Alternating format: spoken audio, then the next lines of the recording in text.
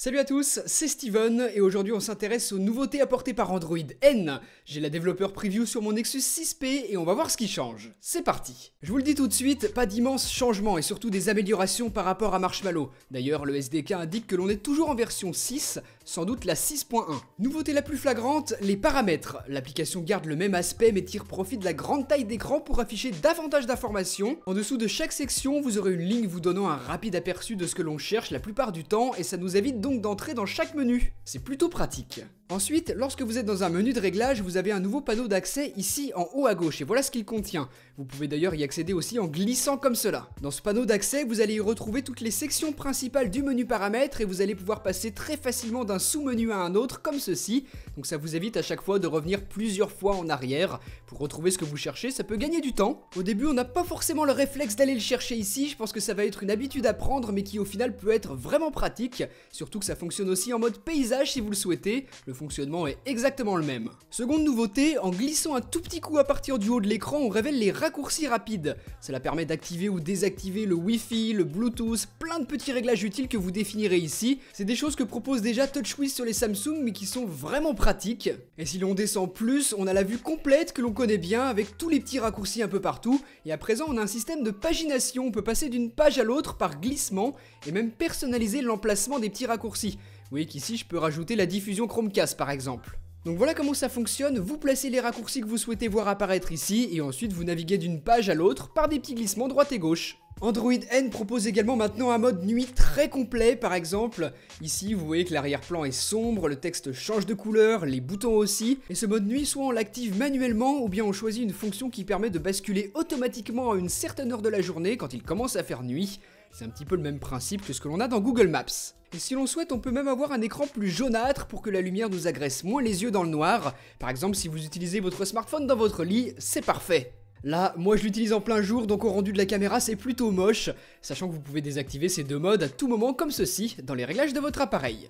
Le quatrième gros changement, il concerne les notifications, regardez ça, voilà comment elles s'affichent. C'est différent de ce que l'on pouvait avoir auparavant, maintenant on a davantage d'informations qui sont affichées à l'écran, et on peut même appuyer dessus pour afficher ou masquer des détails, ce qui est plutôt pratique, chose que vous pouvez aussi faire en glissant avec deux doigts vers le bas ou vers le haut comme ceci. Donc voilà comment ça fonctionne, et ensuite ce que vous pouvez faire c'est soit garder longuement appuyé une notification, soit glisser un petit coup et afficher la roue crantée.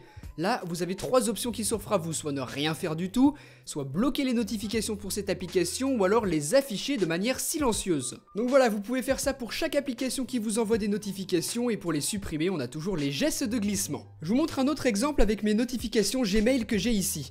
Donc les voici, et bien évidemment à chaque fois j'ai les trois options que je vous ai montrées juste avant, mais ce qui est nouveau c'est que vous pouvez maintenant choisir quelle notification vous supprimez pour une même application, et pas forcément toutes. Ensuite, pour certaines notifications d'applications, vous avez une option de réponse rapide juste ici sur le haut et qui va vous permettre de répondre rapidement aux messages sans quitter l'application dans laquelle vous vous trouvez et sans non plus rentrer dans l'application concernée évidemment. Voilà comment ça fonctionne. Dernière grosse nouveauté, elle concerne le multitâche. Lorsque vous sortez de l'application dans laquelle vous vous trouvez, elle se met automatiquement dans le bas en tout petit. C'est très bien puisque lorsque l'on en sort, eh bien logiquement c'est dans une autre que l'on veut aller. On n'a plus besoin de la première. D'ailleurs maintenant les aperçus prennent plus de place à l'écran qu'auparavant, vous voyez plus de choses et encore une fois c'est très pratique. Encore une chose super utile, on a maintenant la possibilité de double taper sur le bouton de multitâche pour passer très rapidement de l'application actuelle à l'application précédente. Pour finir, comme le proposent déjà d'autres surcouches, je prends encore l'exemple de TouchWiz, mais maintenant sur Android Stock vous allez avoir la possibilité d'avoir un vrai multitâche, de scinder votre écran en deux.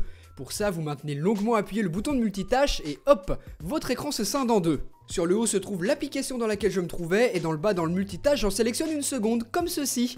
Et ensuite je peux ajuster la petite barre ici pour définir l'espace que vont occuper ces deux applications à l'écran.